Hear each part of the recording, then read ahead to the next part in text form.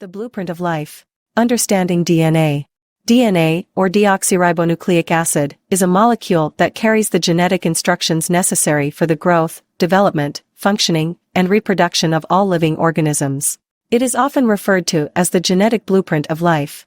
DNA is composed of two long chains, known as strands, which are made up of smaller units called nucleotides. Each nucleotide consists of a phosphate group, a sugar molecule, and a nitrogenous base.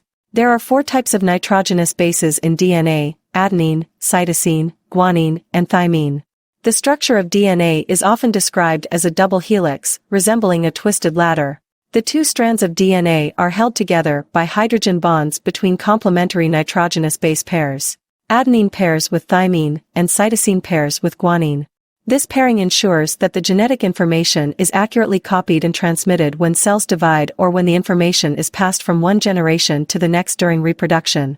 DNA encodes the information needed to create and maintain an organism's cells, tissues, and organs, as well as control various physiological processes.